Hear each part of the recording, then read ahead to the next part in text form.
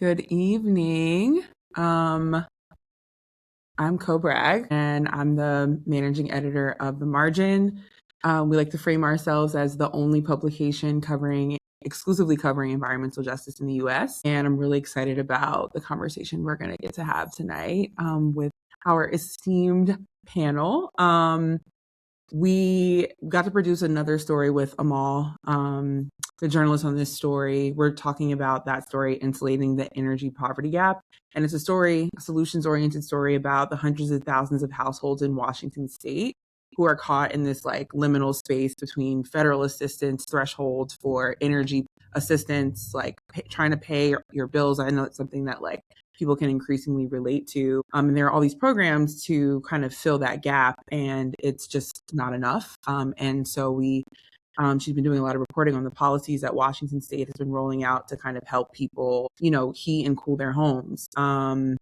And so we'll be talking about that. It's an example of the kind of investigative, data-driven, deeply human journalism that photographers like Chona get to photograph for us. And through events like Inside the Margin, get to invite you into that reporting process that included experts like Aqsa from Front and Centered. And so, yeah, that's a little bit about what we're planning on doing tonight. And I'll introduce our guests, and then I will bring y'all into this conversation. So we have Amal. Amal Ahmed is a reporter who's used to be based in Texas, has done a Texas story for us in the past, and is now a Seattle-based climate and energy reporter, and the author of Insulating the Poverty Gap. And we have Chona, who is a Seattle-based photographer whose work appeared in the New York Times, Wall Street Journal, Bloomberg Businessweek, and The Margin, among other places. We're really happy to get to talk to you about the work in Washington that you've done for us over these last couple of years building this publication.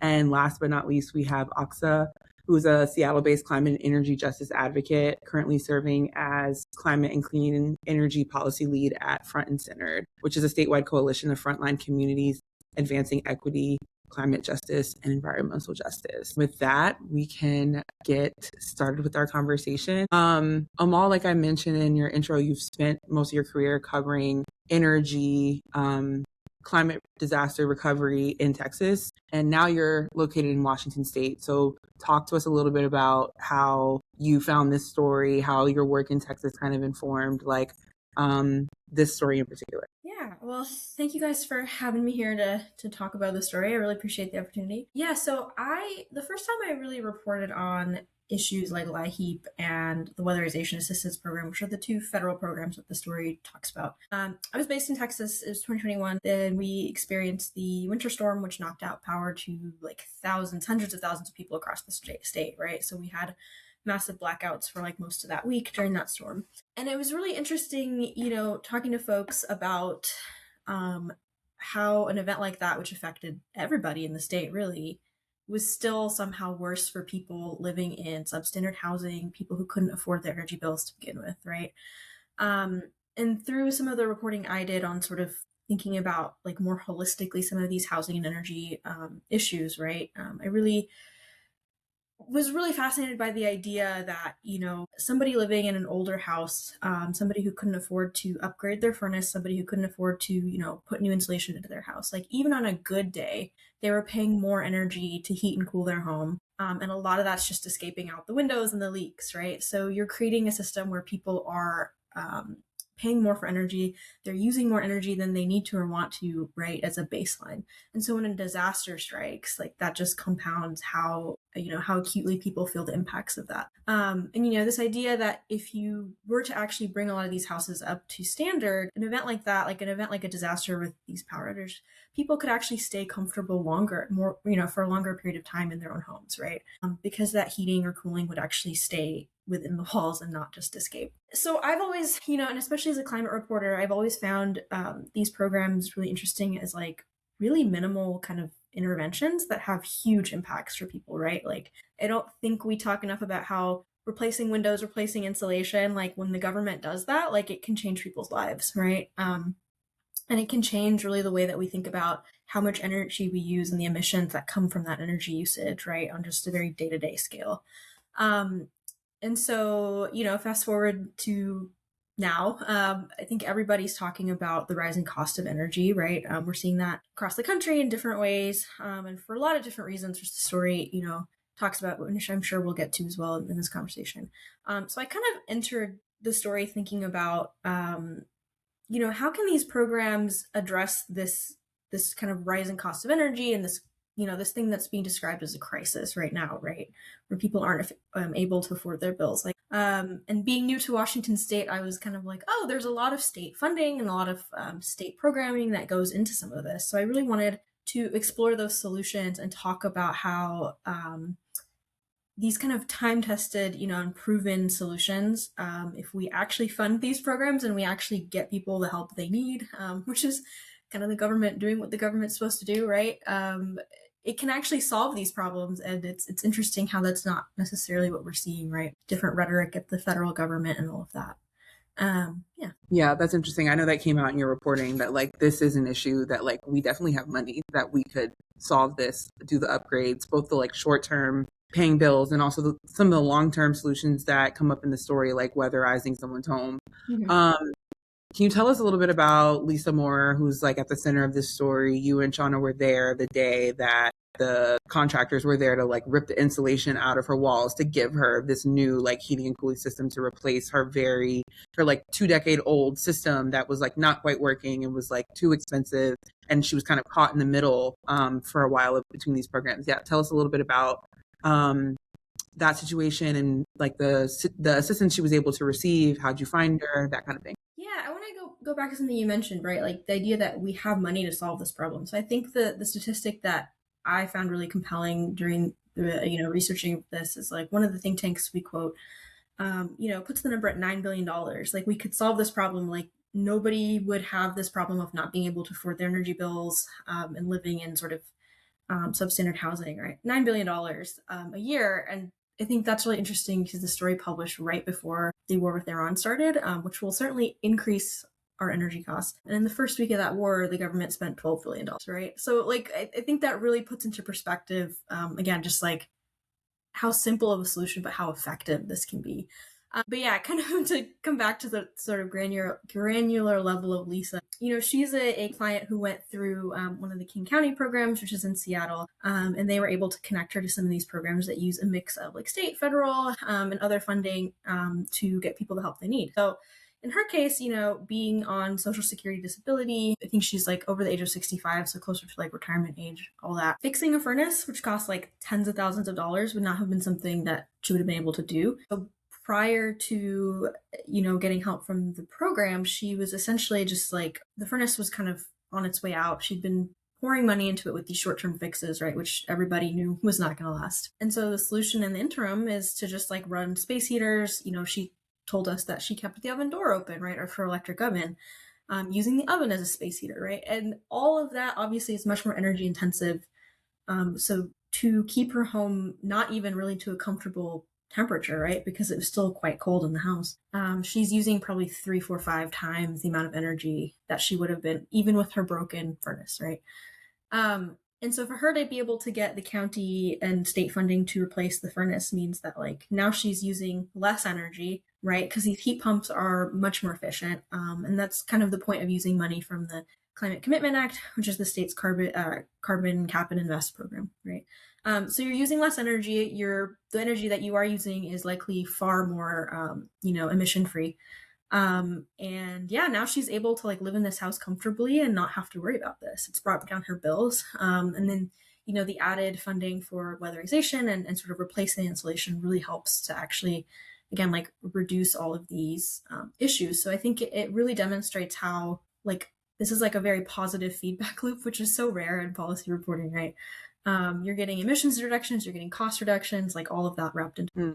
Yeah, that's interesting, the like positive feedback loop, because something that you write about and document in this story is the other cycle, which is like the cyclical nature of energy burden, and that like what you're mentioning, the more inefficient your appliances are, like worse the insulation is, the higher your bills are. And can you talk just a little bit more about like why that cycle is so hard to disrupt without sort of like outside intervention, these kind of supports that like do this like long-term solution that is going to effectively like also change like people like Lisa's like economic reality, because you're not dealing with those like huge surges of like a swing in the summer and a swing in the winter, because like you're saying, like you said earlier, you're not using the energy efficiently. Yeah. So essentially talking about the kind of negative feedback loop of energy poverty, right? Yeah. So I think it's really interesting. Like, I think a lot of us can kind of see this happen in our own lives, right? Like, and talking to some of the researchers for this story, they also pointed out, like academics, people who have like university jobs, right? For them to like replace some of this stuff is also really expensive, right? Like, so the average person I think can relate to like,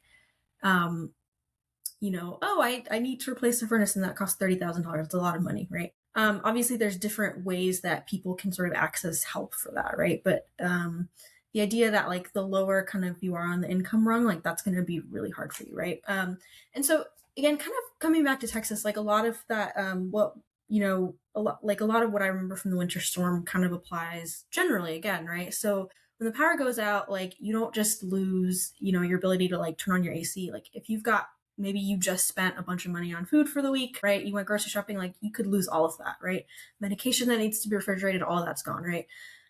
So you're losing more money in the process, right, of having that kind of thing happen. And talking about things like electric shutoffs because you missed a bill or you were late, right? Like that's more likely to happen if you're, again, lower income, if you're trying to stretch that budget.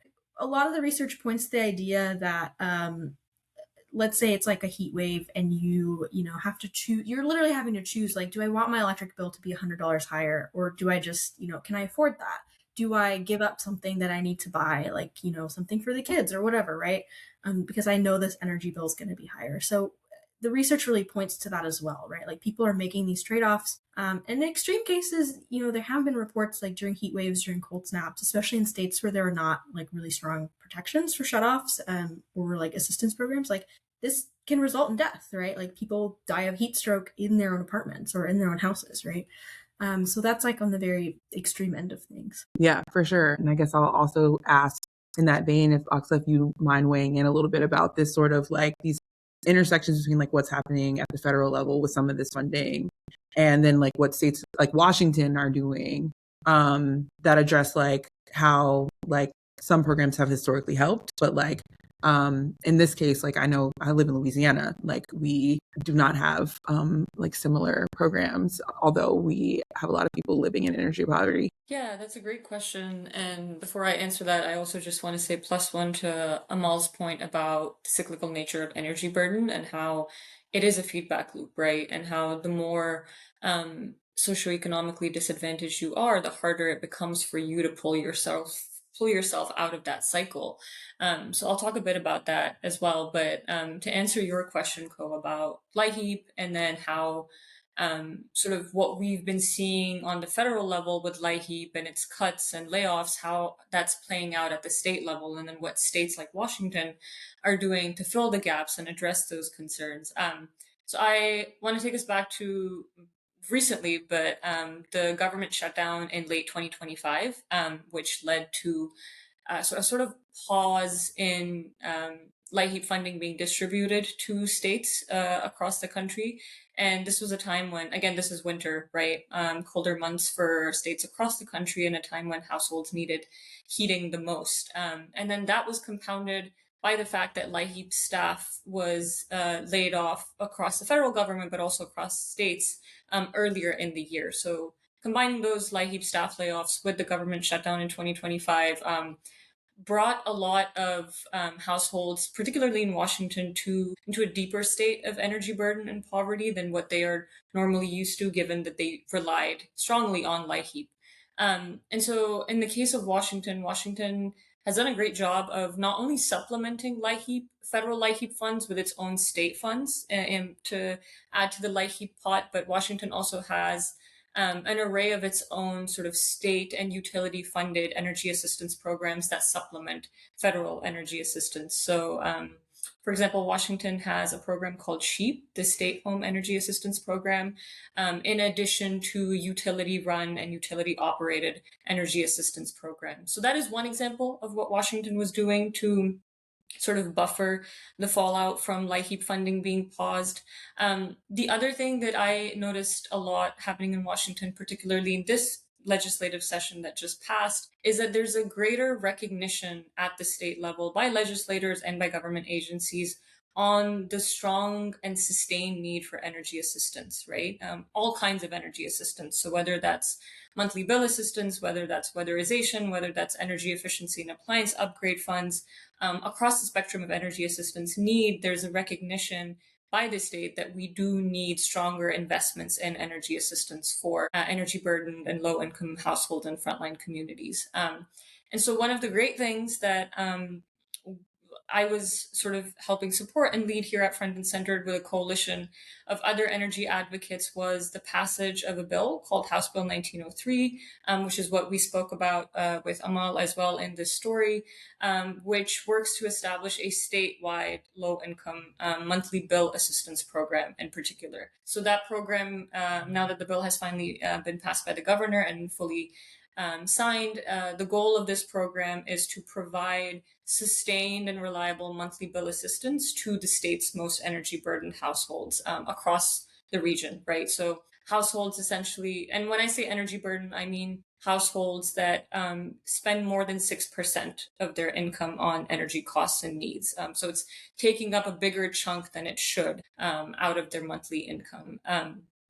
And I think, yeah, so that range of different sort of strategies that Washington is using, but I think it's definitely like it's an interplay between federal and local funding and strategies that can help address the cyclical nature of energy burden, like Amal said. And again, there's 270,000 households in Washington that are energy burdened. And right now, only about 20% of eligible households are receiving the energy assistance that they need. So there's about 80% that are eligible but are not receiving that energy assistance. So I think there's a huge role that states, in conjunction with the federal government, have to play in addressing that gap.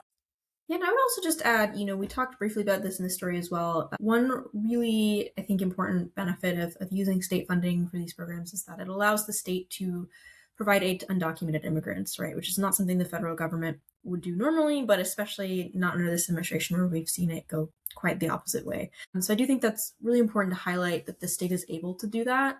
That doesn't mean it's easy, because there's still a lot of fear about giving up any sort of identifying information to any government agency right now. But I do think it's really important to highlight that flexibility exists with state funding as well. Yeah, that's awesome. Thanks for bringing up all of the weeds, which are so important. And I think what's also a great feat of this story is that Amal, you got to talk to Lisa Moore, who's at the center of this story, who's getting a new heating and cooling system. You interviewed her before that, and then you were there with Chona, our photographer, at the moment when her reality is changing. There's going to be more flexibility with her spending. There's the assurance that when I cool my home, I will be cool. And when I heat my home, me and my dogs and, the dogs that she sits, we will stay warm without doing risky things like opening the oven and all other kinds of solutions that people lean into. And so I'm wondering, Chona, if you can kind of tell us a little bit about what it was like photographing that moment, because it's one of those things where it's there's a lot of important policy information in the story that we've been discussing today too. And it all becomes clarified when you learn about someone's story of and there's a relatability there of everyone knows what it feels like to get, I know in New Orleans, cooling a house in the summertime is no small feat. And so for that to be a recurring thing of never having that certainty of am I going to be able to make this bill? Can you talk a little bit just about what that day was like, and just sort of you were able to capture both Lisa's humanity and you get a sense of her warmth, right? The dogs that she's sitting. Then you also have some really beautiful shots in motion of the insulation coming out of the walls, and there's a sense of that there's a lot going on in that space. So just take us through that day. Yeah, life's about the little moments, right? Like there's something to be said about a photographer, that can go out and get the shot, but it's really just like the little moments that maybe nobody would ever see. They're just so private. So to answer your question, the shoot felt very intimate, and I don't take people's trust for granted when I enter like their home, where they spend their days, where they put their head down at night. Places can transform a person, and I think it's always really helpful and just insightful to be able to meet people. In a space that they're comfortable in, rather than like a studio or public place or, an office. I think it goes a long way to kind of transform the feeling and like, sets the tone for the subject. Scott Schuyler, another subject I photographed for Rico Moore's story a couple years back, A River of Deception. This is one of the first shots, and people don't always love getting their photo taken, but we kind of forget we met like in the town nearby, where Seattle City Light has a big presence, and like his entire demeanor kind of shifted as we just stepped foot to this sacred ancestral fishing ground of great significance to his tribe. And so it was kind of the same thing with Lisa.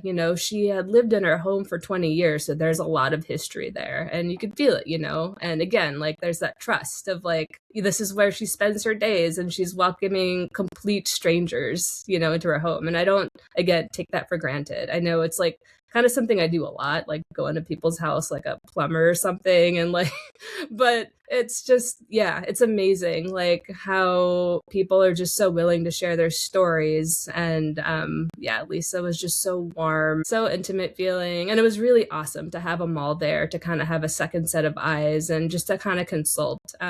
Going into the shoot, we, with the margin, the great editors there, we always kind of have like a running shot list in mind, and I keep that in the back of my brain, but I also keep my eyes open when we're on the ground, little details. But I also see every photo shoot as kind of a collaboration. Like I'd be remiss not to ask like the subject, like, what is there anything you want to show me? Like, stuff like that. Just little things that go a long way that if you didn't ask, you might never have seen. Yeah, and y'all were able to do like a lot in that day. Like it also comes from like the openness of, people, the incredible opportunity to do this work is that like it is completely reliant on people trusting us like with their intimate details, like bills and things that are like not topics that you want to talk about over dinner, but like you're prepared to share with the world in some way. So I'm curious to know how y'all's dynamic was, and like and also Chona, like what's in your mind. This is like a very like policy driven story, but here we have someone who's like living the effects of these like budget lines, right, that are going through legislative offices, but like all these decisions add up to this moment that you were able to capture. Yeah, I feel like consider myself a very curious layperson that's kind of in between, like I don't have a fraction of like what Amal and Aqsa have in their brains like any period of time, but I am always looking. I can't help it. It's like a sickness. Fridge magnets, any little hints into a person's personality, the way they're dressed. It's something that I think you kind of tune into more throughout the course of like a career. It's stuff that I'm not even thinking about anymore. So to answer that question feels kind of insane. Like I'll just go in, and kind of, just process internally. And then I love like getting to know people, getting little slices of their life. Lisa was just so comfortable in front of the camera, which was really awesome. Like doesn't always happen that way. But she had this quiet pride about her that just really, I think, shows in the photos. We planned the shoot to capture some of the weatherization project that was taking place, which I think went a long way to kind of address the story and all the policy that's included. But details, I love details. I'm like a slave to the details. Amal, what was it like, in that moment, like getting to meet Lisa, work with Chona, like see the effects of like a program that you were able to write about with like such a diligent like clarity that like made my job very easy, but also is like what speaks to like the success of the story is to be able to like take these very like up here concepts. And so I think it's also really funny because what stands out to me is I think the guys doing the work were just really confused why I was so excited to be there. Like Because I think it's again, it's like one of those things that like in theory you're like, that's so cool. Like this program can like you just rip out the insulation and it's like, wow, your house like is way more efficient. And I'm like, whoa, like you guys are actually doing it. And I think they were a little bit like, oh, okay, like are we gonna be on the front page of a paper or something? So I think that was also really interesting, just getting the chance to like actually kind of yeah, again, like I think a lot of people a story like this, it's very easy to just get lost in the abstraction. So it's like really cool to get like some of that very like tangible kind of material, um, you know, material to work with, both visually and I think when you're writing. Yeah, it's kind of a moment that's like increasingly rare in our industry too, to like have these moments where you're able to be there witnessing the thing, photographing the thing, and then telling a really deep story about the thing. I know we're talking a little more right now about like the people at the center of it. Aqsa, I'm curious about like what you're hearing from people in your line of work, especially because like we said earlier, like right after we published this story, I feel like now every time I turn on the radio, people are talking about energy. Part of it is because of the Iran war, but also like our president is talking a lot about energy, he hates wind farms. Like people are thinking about energy in ways that I have not heard like in like leading discussions in like my lifetime. So yeah, I'm curious about like what you're hearing from people and like what's happening on the ground right now with like energy. Yeah, thanks for asking that question, Ko. And I also want to highlight something that you just said a few minutes ago about how Chona's photography, captures people who, in at least the minds of legislators or those that are writing the laws and budgets, tend to just be part of a budget line, right? And they often don't hear enough from people about what their lived people facing energy burden and what their actual lived realities are like and what the positive consequences of good energy policy can be, right? So yeah, just want to offer a lot of gratitude again to Chona for her photography, but also to Amal for the sort of great way that that you've combined the written but the visual with all of these like really dense policy topics in a way that's been really great for me to read and also share with our coalition members and others across Washington that do this work. To your question, Ko, about what's happening or what I'm hearing and seeing in the energy policy and energy advocacy landscape in Washington. So I think your point is right about there's a lot going on, not just at the local and federal level or nationally, but also all across the globe. I think the US's war on Iran is a big part of it. I think its disruption of energy markets, oil prices, and a range of other energy related factors is having impacts not only on the region over there, but also across what we're seeing here in Washington, right? So that's one big piece of it. But then also the federal administration's attacks on things like clean energy build out, right? So we recognize that our energy demand across the country is growing, but our federal government isn't allowing us to build out the clean energy resources that we need to actually power our homes and communities. And what impact is that going to have in the long term, particularly for frontline communities that have been historically disadvantaged and are far more energy burdened than others? And then adding on to that, a topic that I'm sure you all have been hearing a lot about and our audience has been hearing about as well is data centers, right? That's a very big topic that's not just playing out across Washington, but different parts of the country. And I think if we look at all of these different pieces in tandem, the way I see all of this being connected is the fact that our energy systems have historically been and continue to be driven very much in large part by profit, right? And by fossil fuels.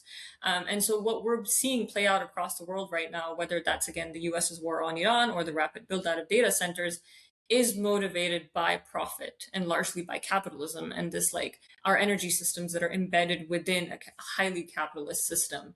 And I guess from my role as an energy justice and a climate justice advocate, it begs us to recognize that at the end of the day, energy is and needs to be a basic right for everyone, regardless of your ability to pay or to not pay.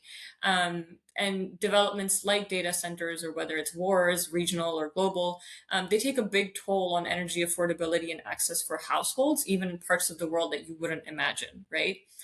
Particularly, like I said, in frontline and historically disadvantaged communities. And so my work and our work is centered on meeting the needs and concerns of these communities, at least particularly here in Washington state, and understanding how these novel factors are impacting them. And often they're being impacted in highly inequitable ways, compounding the historical inequity and energy inequities and burdens that they're already facing.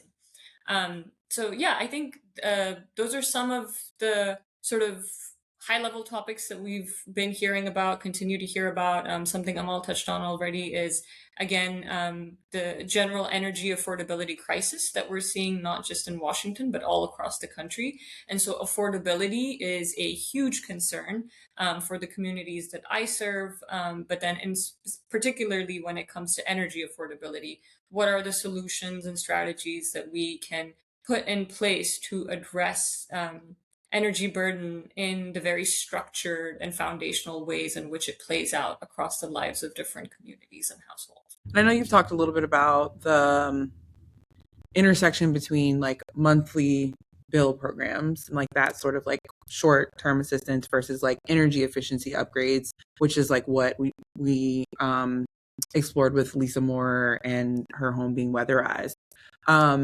How do policymakers talk about those? What are the intersections of those programs and sort of like how they, I don't know, coalesce or how they work in tandem or don't? Yeah. Yeah, I think that is a question that I get often and a lot, and I think a question that's being raised across the policy spaces in Washington as well. And I think there's different ways that different stakeholders talk about it. I think certain legislators and policymakers talk about it a different way, advocates talk about it a different way, communities experience it a very different way, right? And so I'm most concerned with how do communities experience energy assistance gaps and needs, and how do these different types of energy assistance programs work in tandem and go hand in hand in reducing the sustained energy burdens that households face? Because that is how I see it, right? I see all of these playing out across a spectrum of energy assistance. So weatherization, energy efficiency upgrades, and appliance upgrades, but also monthly bill assistance. These aren't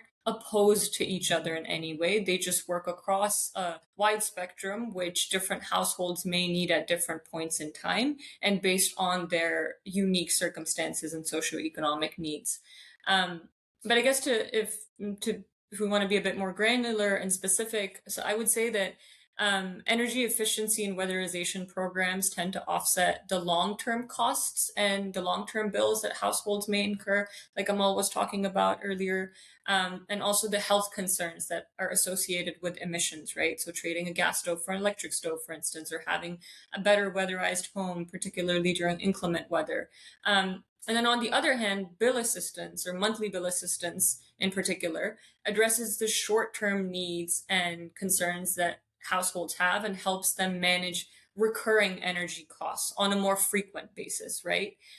It provides that sort of baseline affordability support that households need based on their income and socioeconomic factors, and helps them move beyond just like averting a crisis. So it like takes them outside of this like structural energy burden cycle where it's just moving from crisis to crisis where you get shut off or you're in arrears, right? So whereas if you have monthly bill assistance that's based on your income and is sort of tiered to provide the greatest amount of support to those that have the highest need, you're able to manage your energy burden in a more sustained and predictable way rather than just having to sort of address a crisis whenever it arises. And then you add on to that efficiency upgrades and weatherization programs that then in the long run ensure that a household might not ever really need bill assistance if they have manageable bills to begin with, right? So for me, and I feel like for the communities that we serve, these different types of energy assistance programs go hand in hand.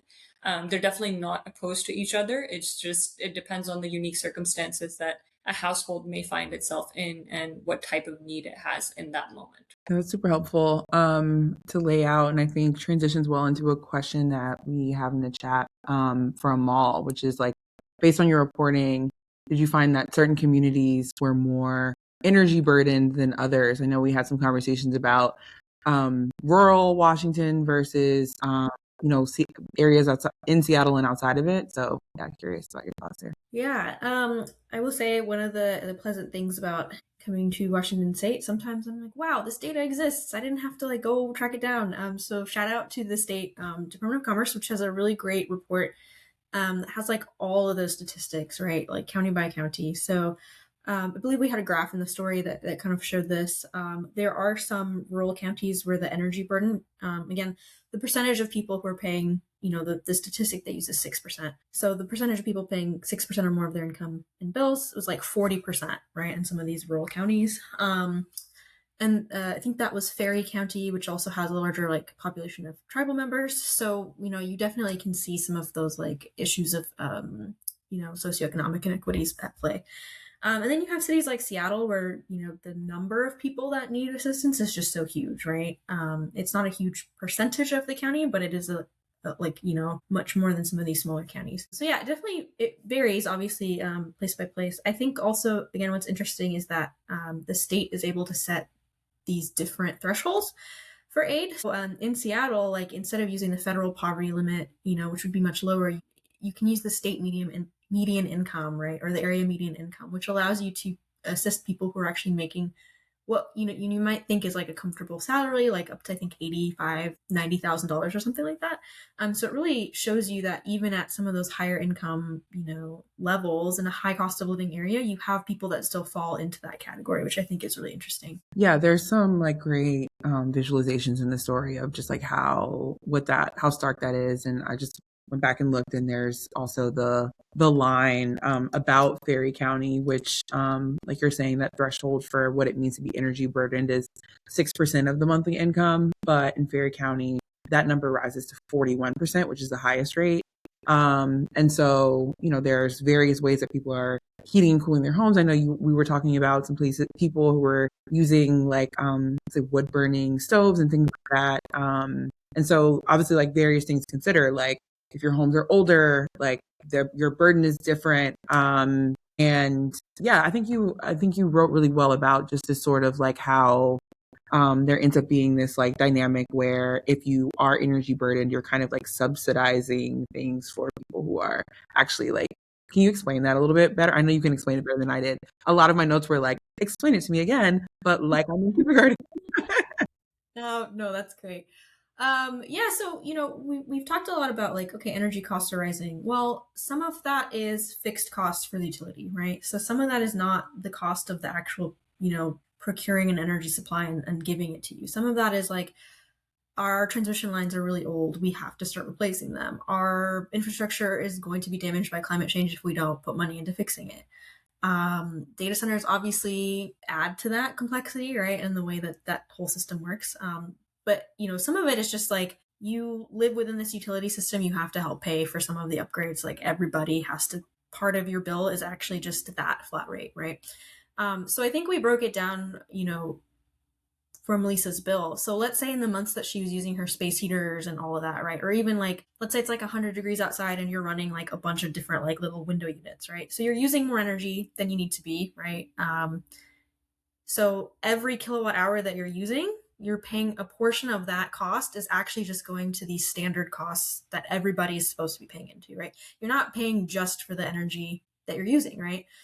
So if you're like, let's say in that month where you're running all these appliances to heat and cool your home, right? Like let's say 50 kilowatt hours was like avoidable, right? Like if you had the correct kind of upgrades and the fixes that you need, right? Then that means those 50 kilowatt hours every time, like for every one of those kilowatt hours, you're paying a portion of that towards these big infrastructure costs, right? That somebody who could have fixed it immediately wouldn't have been paying into that system, right? Does that make sense? Yeah. Which again, I think it's so interesting because I don't think most people look at their bills and like see that. And even for me, I was like, wow, I never, until somebody much smarter than me explained it to me, I was like, wow, like I didn't realize something so simple, right, is actually the root cause of some of this. Yeah, I know I definitely don't look at my bill that granularly. Maybe I should. I know it's usually me like, why am I paying this? And so yeah, no, having that sort of like breakdown was super helpful. I think another number that stood out, something that we mentioned a little bit earlier, was that the 9.3 billion that could go towards ending energy poverty, and that boils down to 0.25% of the federal government spending in 2024. So it's like very much one of those numbers where it's like one of those solvable crises that is like you lay out in a way that I was like, no, like no way it's like that relatively like small number to fix something. And I do think, again, it's important to note that like we get told all the time that these programs are too expensive, right? That there's no money to do this work. And that's simply not true, right? And I think part of the thing that I hope people take away from this reporting is just that, right? Like there's money to solve this problem. There's proof that these programs and these interventions, like again, like have a really great return on investment. And I think we all need to be asking like why that's, why are we being told by this administration that it's actually a source of like waste and fraud and needs to be cut right in every budget, which is an unfortunate kind of reality that we're in right now. Yeah, I'd be curious to sort of go around and ask each of you to respond to this question, which is what do you hope people take from this reporting? It's like you might not be in Washington State, like I'm clear on the other side of the country, but like what do you hope people take from Lisa's story, from any aspect of like this story, particularly in a moment where like we could see the immediate effect of like the cost on fueling your car, like the energy that powers a lot of I live in a driving state. But like, yeah, what are you hoping that people like walk away with from this story or thinking about like that kind of thing? I'm happy to answer. And I think this builds off of what I said earlier about how well I think the piece combines and humanizes all of sort of what goes on behind the policies that we write or the budgets that we release or implement. I think one of my biggest takeaways from this story is how important it is for us to recognize that there are actual humans that have energy burdens and needs behind all of the policies that we think will or will not benefit them, right? So when legislators are making a decision on whether they should or shouldn't do something, they should remember that there are actual lived realities behind people who are asking for these things. And I think, unfortunately, they don't hear enough of that. I feel like if they did hear more of that, these decisions would be easier for them to make. Or maybe if not easier, they wouldn't argue as much about the fact that this needs to be cut or that needs to be implemented, right? So I think the human side of policy and budgets and all of these big decisions that we often think are obscured by what's actually happening on the ground. I think that is one of my biggest takeaways is like, even though I work directly with communities, frontline communities in particular in Washington, when you're in the weeds on the policy, you can often forget the people that you are actually serving and the ways in which these programs actually benefit in very tangible ways their day-to-day lives. And I think just being reminded of that often and frequently is really important and necessary to keep doing this work in a more equitable and a just way, I'd say. I think that's totally, spot on. And I agree. And my takeaway, or I hope that what people take away is that they're not alone. That, Lisa is one person experiencing this, but like I posted this on Instagram and someone who does not live in Washington State commented this with a similar story, kind of in that like liminal space of like this or that. And I hope that people feel a little less alone when they read this story. I also think it's interesting, because I think that a policy like this would be incredibly popular in red states and like what we think of as states that don't necessarily support this kind of program. But I think like, I think there's a lot of polling showing like when we talk about affordability, like doing this kind of work is actually much more popular, I think, than maybe we realize. And like, again, it's like something so simple that I think can really become such an easy like solution. I would also just add that I think it's interesting too in Washington State that there's still like an effort to sort of redirect some of this money, right? Because the source of this funding is from the Cap and Invest program. And so it's interesting that even in a state like Washington, I think there does need to be sustained pressure to actually make sure that money goes to these longer term kind of resilience programs or like, and not kind of short-term political wins, which was a case, the governor at one point wanted to use a lot of that Climate Commitment Act funding to, fund a tax credit, like a one-time tax credit, right? Whereas the goal of the money that funds some of these programs is really for these longer-term resilience programs. Yeah, that's a great point. And there are many ways in this country that like we are paying for not doing the long term thing. And I think that's also obviously coming true with our energy grid in a lot of places. There's a question here for you, Amal, about the bill that went through the Washington legislature. What was it? How does it help? I think Aqsa, do you wanna take that one? I know this was like a big thing for y'all. Sure, yeah. Thanks, Amal. Yeah, so that bill, the bill is called House Bill 1903, and it is a bill that, so we at Front and Centered sort of developed and led in conjunction with other energy advocates, also utilities, government agencies like the Department of Commerce and a bunch of different stakeholders to essentially establish a statewide low income monthly bill assistance program. And the goal of that program is basically to provide sustained monthly energy bill assistance to households that aren't receiving enough of that right now, right? So, as I spoke about earlier, LIHEAP does exist in Washington. There's other state programs like SHEEP, but those tend to either only provide crisis assistance funds. So once a household has already been shut off or it's in arrears, and that funding is often oversubscribed. So there's too many households that need it and not enough funding to actually go towards them.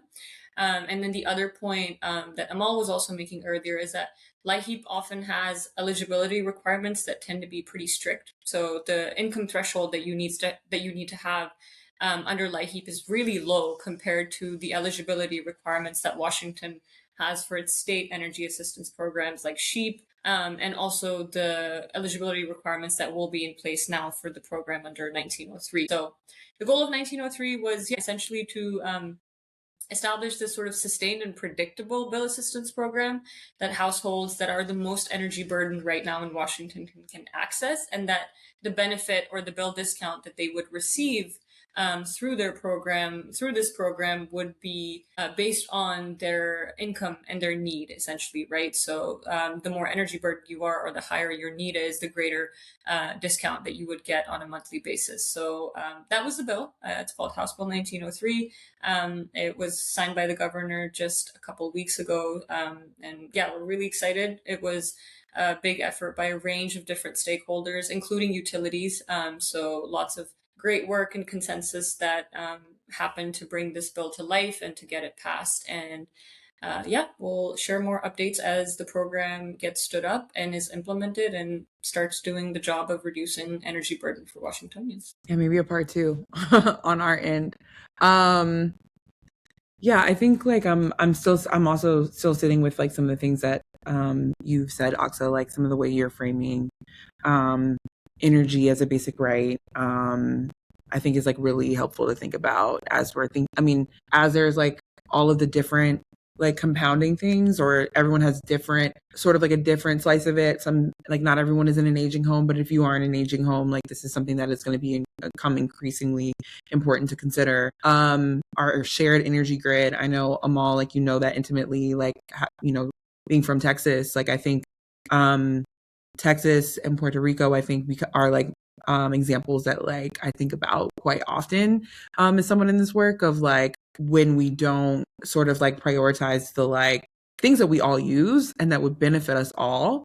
And I think that that's coming to ahead with a lot of the conversations around energy that are directly tied to data centers and where those are being built. Obviously, there's like a clear push to move like in a very secret and clandestine way, first of all, without the public input, and then land them in a non-white community, and then sort of think about, okay, well, great, like it's going to create jobs, but then we don't yet have the infrastructure for any of this. And we're not really thinking through all of the things. And so I think about a lot of like, okay, ways that we might be, that the conversation might shift, or that the way those feel more sort of like we're following the shiny object versus like thinking about aspects of like energy where it's like people still are not able to pay their bills to heat and cool their home and keep the lights on and things like that. And yeah, I'm just like curious about like where we think priorities are going. I don't know. Yeah, I mean, this is really interesting because I've had a couple of conversations after this story about data centers, and I think what I keep hearing is just like, nobody needs this. Nobody wants this. but here we are. I just really cannot stress enough that like nobody needs these data centers. That's the only conclusion I've come to it. I won't go on my whole like soapbox about like why I think this is like the worst thing in the world, but for like a lot of different reasons. I think when it comes to the most basic regulations, there was also a bill in the short session in Washington that failed, right? To just do kind of the most basic transparency around energy usage, water usage, all of that, right? And it failed because of lobbying. I think the Seattle Times had a great article about like some of that. Again, this was like, I just can't express like how odd it is to hear this over and over. Cause like, covering the oil and gas industry, everybody knows what they're doing, right? Like everybody knows, right? You put a drill in, there's going to be consequences. To hear kind of environmentalists say like, we just don't know because nobody's making them tell us what this is going to do, right? To our water, to our air, to our land, like to our energy grid. Like it's kind of crazy, right? I think, yeah. I don't know if that answered your question, but I think it is, I think the story that we produce like talks about that there's a lot of really complicated reasons for energy bills going up. And I think that's important. A lot of it is climate change. A lot of it is like infrastructure upgrades.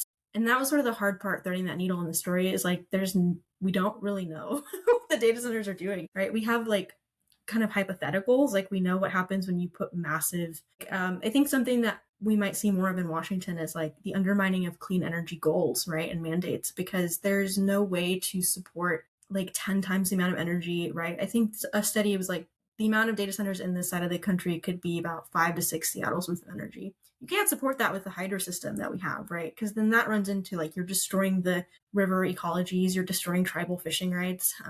So then they're going to put in natural gas, right? Which just directly contradicts the state's mandates to move away from that. So it is really interesting. I think, there's a lot more to be said and kind of studied about all of that for sure. It's interesting, especially because it's the whole conversation around this next frontier is being treated as inevitable. Like we all have to participate in it. We all have to kind of chart this course. And then whatever the repercussions are, we live with. And I think about that a lot as a resident of New Orleans, like, kind of let the oil and gas industry do whatever. And now we are living with the consequences of like entire communities being underwater and disappearing. And we are not learning our lessons from that kind of energy sphere. So I'm curious to see if there are any, like, I don't know, interrupting solutions that can, I don't know, but capitalism, right? Like, I think some of the things that Aqsa was mentioning earlier too, like,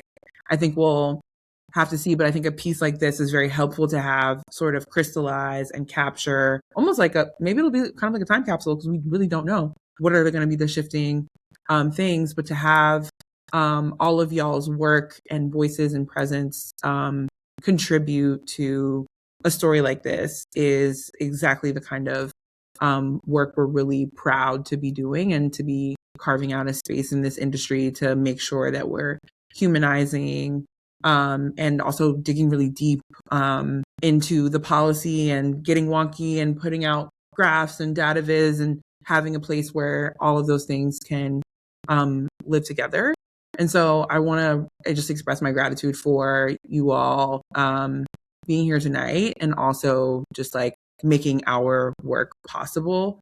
Because it's like, yeah, this is a tough industry. It's a tough industry and it's a tough topic and it's a tough time. And so for all those things to be true, it's really nice to be able to share space with you and the work that you're doing. So I just wanted to thank y'all before I close out. So to our audience too, thank you for joining us. I hope you have found this informative and valuable. And if you haven't read the story, you can read it at themargin.us. To keep in the know with our next investigation, our next Inside the Margin event, you can subscribe to our newsletter. And if you want to support The Margin, join our Root and Rise monthly sustainer campaign. Tell a friend. I know this is an energy story, so I have to make an energy pun. Please help us keep the lights on. And yeah, thank you everyone for joining us this Thursday evening. I had a great time talking about this story. Thank you all for the work that you do, and may we all get to keep doing it. Thank you, Ko, and thanks to The Margin. Great being with y'all.